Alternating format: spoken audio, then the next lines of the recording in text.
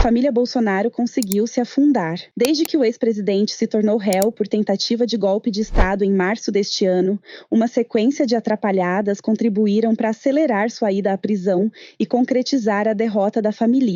Começou com Eduardo atuando para que Donald Trump interferisse em decisões judiciais brasileiras para barganhar a anistia do pai. O mês era julho. Nos últimos meses, temos mantido intenso diálogo com autoridades do governo do presidente Trump, sempre com o objetivo de apresentar com precisão e documentos a realidade que o Brasil vive hoje. A carta do presidente dos Estados Unidos apenas confirma o sucesso na transmissão daquilo que viemos apresentando com seriedade e responsabilidade. Ao Brasil, todos os avisos foram dados, por vias diplomáticas, declarações públicas, cartas, audiências no Congresso e reuniões privadas. A resposta das autoridades brasileiras foi o escárnio. Risos, ironias e, ainda mais grave, a escolha de dobrar a aposta.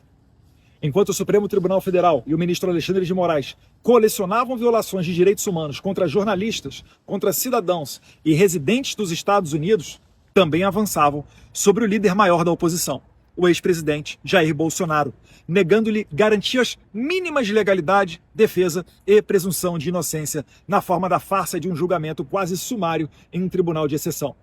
Por isso, a partir de 1º de agosto, empresas brasileiras que desejarem acessar o maior mercado consumidor do planeta estarão sujeitas ao que se pode chamar de tarifa Moraes. Essa é uma oportunidade de escolha. Seguiremos o caminho da liberdade, prosperidade e soberania, como os Estados Unidos, ou nos tornaremos uma sociedade controlada e submissa à semelhança da China, tão admirada pelo STF. Apelamos para que as autoridades brasileiras evitem escalar o conflito e adotem uma saída institucional que restaure as liberdades. Cabe ao Congresso liderar esse processo, começando com uma anistia ampla, geral e irrestrita, seguida de uma nova legislação que garanta a liberdade de expressão, especialmente online, e a responsabilização dos agentes públicos que abusaram do poder. Sem essas medidas urgentes, a situação tende a se agravar, especialmente para certos indivíduos e seus sustentadores. Restam 3 semanas para evitar um desastre. E pode ficar pior. Fala pessoal, vocês viram o post que o Trump acabou de fazer na sua rede social, a Truth Social, falando sobre o Jair Bolsonaro? Eu e o mundo estamos assistindo a eles fazerem nada mais do que persegui-lo, dia após dia, noite após noite, mês após mês, ano após ano. Ele não é culpado de nada, exceto por ter lutado pelo seu povo. Conheci Jair Bolsonaro, ele era um líder forte, que realmente ama o seu país, além de um negociador muito duro nas questões comerciais. A sua eleição foi muito apertada e agora ele está liderando as pesquisas. Isso nada mais é do que um ataque a um opositor político, algo sobre o qual eu sei muito bem. Aconteceu comigo 10 vezes mais. E agora, o nosso país é o que mais está à frente no mundo. O grande povo do Brasil não vai tolerar o que está se fazendo com seu ex-presidente. Estarei observando a caça às bruxas de Jair Bolsonaro e a sua família e os seus milhares de apoiadores de perto. O único julgamento que deveria estar acontecendo é um julgamento pelos eleitores do Brasil, que chama-se eleição. Daí um recado para quem acha que o Brasil não tem espaço na agenda política da maior potência bélica e econômica do mundo, e o recado que a questão vai para além somente de Jair Bolsonaro, mas também os seus familiares e os seus apoiadores. Eu hoje estou vivendo no exílio aqui nos Estados Unidos por conta dessa perseguição. E daí, em virtude dessa postagem do Trump, tem muita gente me ligando para querer saber detalhes, etc. Eu só posso dizer que a gente não pode entrar nesses pormenores, mas o que eu posso garantir para vocês é que essa não será a única novidade vinda dos Estados Unidos sobre esse tema da perseguição no Brasil nessa semana. Um abraço, fiquem com Deus, nós venceremos. As tarifas até vieram, mas perderam força. Bolsonaro foi condenado, preso em casa, e aí foi a vez do outro filho, Flávio Bolsonaro, entrar em cena. Você vai lutar pelo seu país ou assistir tudo do celular aí no sofá da sua casa? Eu te convido para lutar com a gente. Nesse primeiro momento, a gente vai buscar o Senhor dos Exércitos. Eu te convido para uma vigília que começa nesse sábado, dia 22 de novembro, a partir das 7 da noite, aqui no Balão do Jardim Botânico, na altura do condomínio do meu pai, o Solar de Brasília 2, para orarmos pela saúde dele e pela volta da democracia no nosso país. Vamos pedir a Deus que aplique a sua justiça aos que perseguem tanta gente inocente e ajudam os verdadeiros bandidos a se manterem no poder. Não tem mal que dure para sempre, e Deus fala na Bíblia que a escuridão mais forte é exatamente a que precede a chegada da luz. E se o momento é o mais difícil para a gente, pode ter certeza que Deus está no comando de tudo. E muito em breve, a luz vai vencer as trevas.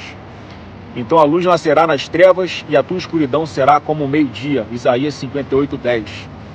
Te espero lá, porque a gente não vai desistir do Brasil de jeito nenhum.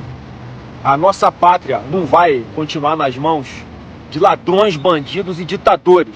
E com a sua força, a força do povo, a gente vai reagir e resgatar o Brasil desse cativeiro que ele se encontra hoje. Quando os ímpios sobem ao poder, o povo se esconde. Mas quando eles perecem, os justos se multiplicam. Provérbios 28:28. Vem com a gente, vamos lutar. Te espero aqui. A convocação foi considerada risco de fuga e Bolsonaro acabou na cadeia com a ajuda dos próprios filhos. Bolsonaro foi preso neste sábado, dia 22 de novembro de 2025. Bolsonaro está preso na Superintendência da Polícia Federal em Brasília.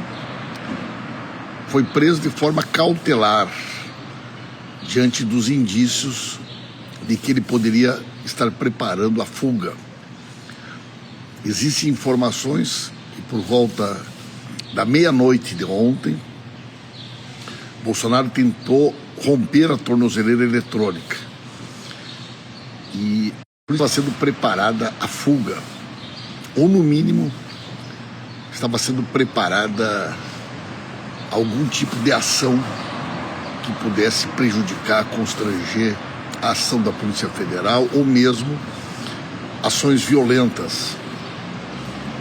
Como está concluído o inquérito, está concluído o julgamento, não há mais recurso a ser feito, já era esperado que na próxima semana fosse determinada a prisão de Bolsonaro pelo Supremo Tribunal Federal. Já foram encerradas todas as etapas do processo. Ele teve amplo direito à defesa e, mesmo assim, o Supremo Tribunal Federal condenou Bolsonaro a 27 anos de cadeia. Ele e todos os demais integrantes da cúpula golpista e, portanto, já havia uma expectativa de que ele pudesse ser preso na semana que vem. O Flávio Bolsonaro fez um vídeo ontem. Vocês viram a informação que o Ramage, fugiu para os Estados Unidos. O Eduardo Bolsonaro fugiu para os Estados Unidos. A Polícia Federal sabe que num determinado momento já houve uma tentativa de Bolsonaro de fugir para a Embaixada da Argentina para pedir asilo ao Milei. E são vários os indícios de que ele poderia fugir a qualquer momento. Nesse sentido, de forma cautelar, foi determinada pelo Alexandre de Moraes, então, a sua prisão cautelar. Não é ainda a prisão do inquérito que ele foi condenado, para evitar a perturbação da ordem pública, conflitos, atos de violência e tentativa de fuga.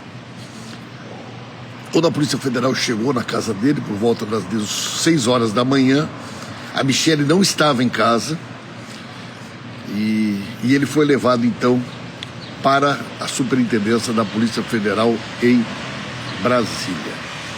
Nós vamos agora, nas próximas horas, ter mais informações sobre tudo que está acontecendo, mas é um dia muito importante, para a democracia, para o Estado Democrático de Direito. Bolsonaro tem ainda vários outros inquéritos que ele responde. Esse é só um dos inquéritos, é a primeira condenação.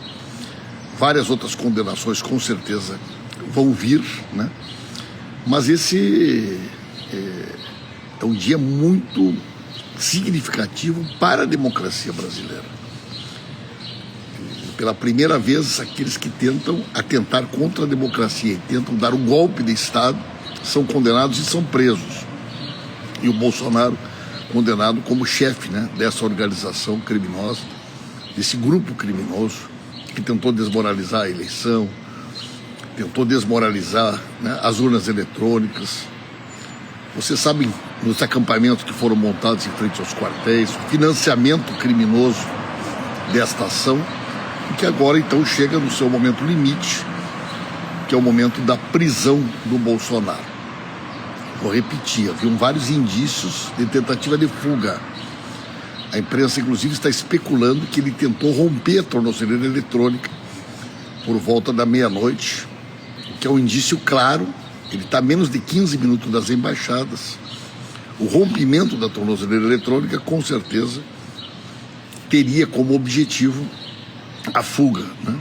E por isso, então, a Polícia Federal se antecipa e às 6 horas da manhã de hoje, o Bolsonaro é preso.